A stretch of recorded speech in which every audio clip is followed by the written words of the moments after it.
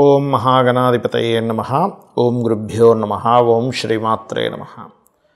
అరుణాం కరుణాతరంగితాక్షీం ధృతపాశాంకుశపుష్పబాణచాపాం అనిమాదివిరావృతాం మయూకైః అహమిత్యేవ విభావయే భవానీం. శ్రీమాత్రే నమః. ప్రేక్షకులకి లలితాంబిక అమ్మవారి యొక్క అనుగ్రహం పరిపూర్ణంగా కలగాలని స్ఫూర్తిగా కోరుకుంటూ మనం ఈరోజు 16వ తేదీ నుంచి 31వ తేదీ వరకు ఉన్నటువంటి పక్ష ఫలితాలు ఏ విధంగా ఉన్నాయి, అలాగే గ్రహస్థితి ఏ విధంగా ఉంది ఈ 15 రోజుల పాటు అంటే పక్ష ఫలితం చూసుకున్నట్లయితే, గురువు మనకి మిథున రాశిలో ఉంటూ 18వ తేదీకి మారిపోతున్నాడు కర్కాటకంలోకి. అలాగే శుక్రుడు 17వ తేదీ శుక్రుడు చూసుకున్నట్లయితే అక్కడే ఉంటున్నాడు కన్యారాశిలోనే. రవి మాత్రం 17వ తేదీకి కన్యారాశి నుంచి తులారాశిలోకి మారుతున్నాడు. మరియు తులారాశిలో కుజుడు బుధుడు ఇద్దరు ఉన్నారు. ఆ కుజుడు బుధుడు కూడా కుజుడు 27వ తేదీకి, బుధుడేమో 24వ తేదీకి వృశ్చిక రాశిలోకి మారిపోతున్నారు. అదేవిధంగా సింహంలో కేతువు చంద్రుడు, ఆ యొక్క చంద్రుడు 15 రోజుల పాటు మనకి 6 రాశులు మారుతాడు. మరియు అదేవిధంగా మీనంలో ఉండేటువంటి శని, కుంభంలో రాహు యొక్క సంచారం జరుగుతుంది. ఈ యొక్క గ్రహస్థితిని అనుసరించి 12 లగ్నాల వారికి, లగ్నం తెలియని వారి రాశి నుంచి కూడా చూసుకోవచ్చు ఎటువంటి ఫలితాలు ఉన్నాయి, ఏ విషయాల పట్ల జాగ్రత్త వహించాలనేటువంటి విషయాలు మనం తెలుసుకుందాం. అయితే చెప్తుంది నేనైనప్పటికీ ఈ విషయాలు సాక్షాత్ అమ్మగా భావిస్తూ ఒక్కొక్కటిగా తెలుసుకుందాం.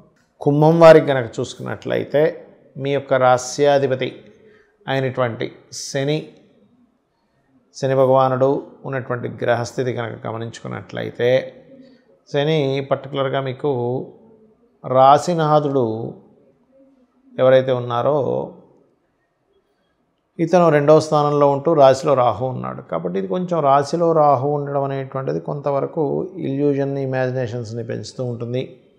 ఎక్కడో తెలియకుండానే కొన్ని భయాలు, కొన్ని ఇబ్బందులు ఇస్తూ ఉంటుంది. అలాగే మరొక విషయం ఏంటంటే, ఇక్కడ గమనించినట్లయితే ఈ యొక్క కుంభం వారికి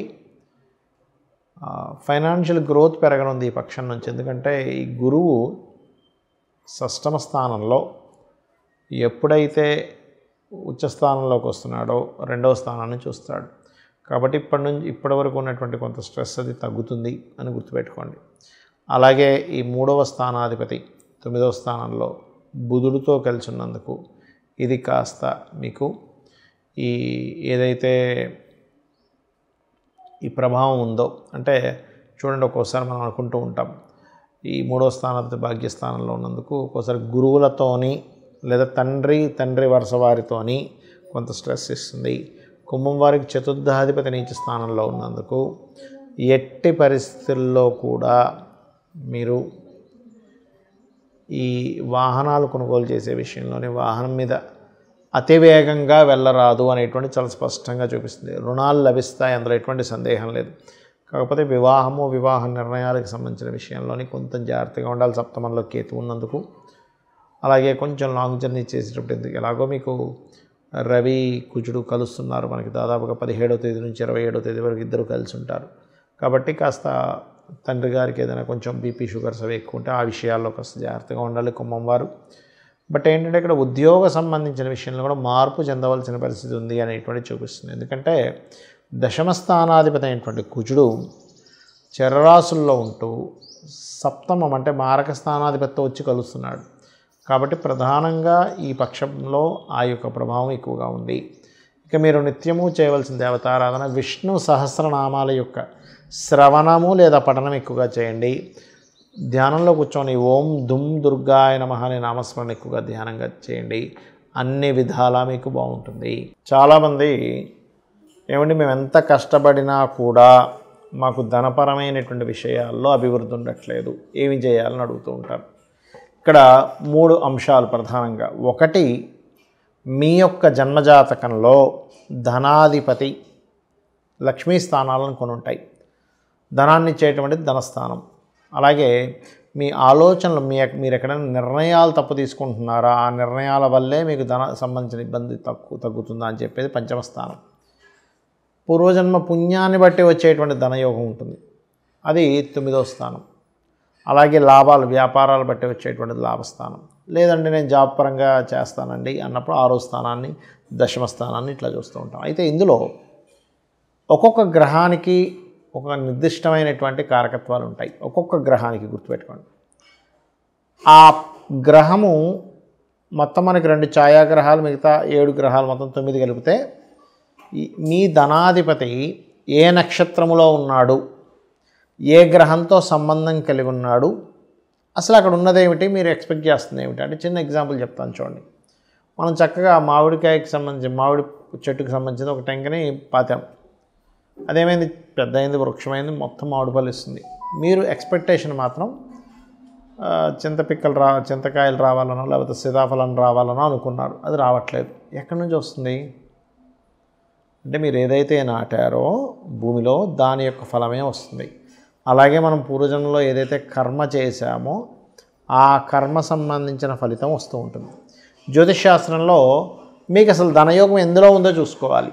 అంటే ఒక వ్యాపారం చేస్తే ఉందా, ఉద్యోగం చేస్తే ఉందా, ఆ ఉద్యోగం కూడా ఇక్కడ చేస్తూ ఉందా, వేరే రాష్ట్రానికి మారాలా, వేరే దేశానికి వెళ్ళాలా. చాలామంది ఏమనుకుంటారు, ఏమంటే నేను పెద్దగా చదువుకోలేదు, ఏ దేశానికి వెళ్తాను.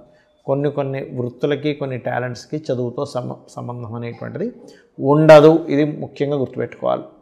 అలాగే వ్యాపారం చేసేటట్టయినా చదువుకునేటప్పుడైనా కూడా ముఖ్యంగా చిన్నపిల్లలకి ఒక ఏజ్ వచ్చినప్పటి నుంచే, ఒక సర్టన్ ఏజ్ స్టార్ట్ అయినప్పటి నుంచే జాతకం చూపించుకుంటే అసలు వీళ్ళు ఏ రంగాల్లోకి వెళ్తే బాగుంటుంది. ఆ పిల్లవాడికి ఇంజనీరింగ్లో ఉంటుంది, పాపం తల్లిదండ్రులు వీళ్ళు డాక్టర్ చదివిసి వీళ్ళ లైఫ్ బాగుంటుందేమో అనుకుంటే దాని మీద ఇంట్రెస్ట్ ఉండక సరిగ్గా అది నడవక ఎందుకు చదివేంటారు ఎంబీబీఎస్ అన్నట్టుగా ఉంటుంది. ఇంకొంతమందికి ఫ్యాషన్ దాని మీద ఉంటే వాళ్ళు వెళ్ళి ఇంకో డాక్టర్ చదువుతూ ఉంటారు. అట్లా ఏంటంటే అసలు మొట్టమొదటిగా మన జన్మజాతకంలో అసలు ఏ యోగం ఉంది, అందరికీ కూడా ఆర్థికమైనటువంటి ఇబ్బందులే 90% ఉంటాయి.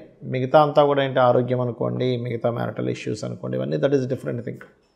కానీ ఆర్థికంగా స్థిరపడితే ప్రతి ఒక్కరూ ఆనందంగా ఉంటారు. కాబట్టి మీ అందరికీ కూడా నేను చెప్పేది ఒకటే, మీరు ఎంత ఇబ్బంది పడుతున్నా అమ్మవారి నామం ఒకటి ఉంది, అది కనుక మీరు స్మరించుకోగలిగితే భక్తి శ్రద్ధ భావనతో నిత్యము రోజు చేస్తూ ఎక్కడా కూడా టైం తప్పకుండా, ఎందుకంటే ఉదయం పూటే చేయండి. చాలామంది ఏంటంటే ఏమంటే సాయంత్రం చేసుకోవచ్చా, ఉదయం మిస్ అయితే అంటే చేయొచ్చు, చేయకూడదని కాదు. కానీ ఏమవుతుంటుందంటే ప్రాక్టికల్గా నేను చూసినప్పుడు కొంతమందికి నాన్ వెజిటేరియనో లేకపోతే ఇంకోటితో అలవాటు ఉంటుంది.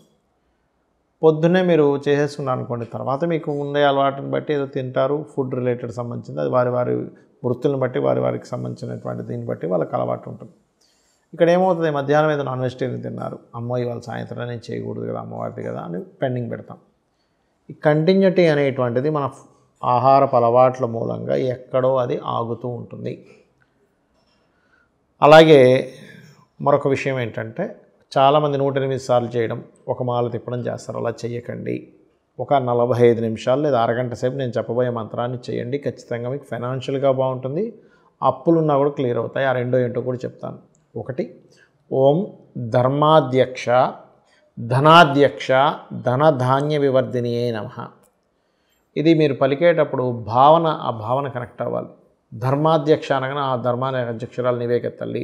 ధనాధ్యక్ష ఈ విశ్వంలో ఉండేటువంటి ప్రతి ఏదైతే మనీ ఫామ్లో ఉందో, మనీ అనేటువంటి పవర్ ఫామ్లో ఉందో అంతటికీ అధ్యక్షురాలు నువ్వేకే తల్లి. ధనధాన్య వివర్ధిని, ధనాన్ని ధాన్యాన్ని ఇచ్చే తల్లివి నువ్వే కదా అని లలిత అమ్మవారిని అనుకోండి. అలాగే ఓం అపర్ణాయై నమః. ఈ మంత్రము ఖచ్చితంగా మీకు అప్పుల నుంచి బయటపడేస్తుంది, అప్పుల బాధల నుంచి బయటపడగలుగుతారు. అంటే క్యాలిక్యులేషన్ అనేది స్టార్ట్ అవుతుంది, ఎలా చేయాలి, ఎలా అప్పు తీర్చుకోవాలి, నాకు ఉన్నటువంటి అప్పు ఎలాగా అనే దాని మీద మనకి అర్థమవుతూ ఉంటుంది.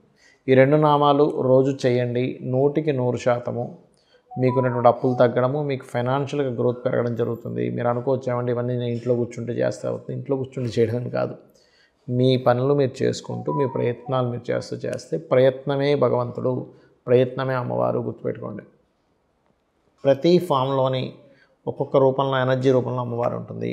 ఇది మీరు చేసి మీ అందరూ తరించాలని మనస్ఫూర్తిగా కోరుకుంటూ శ్రీమాత్రే నమః.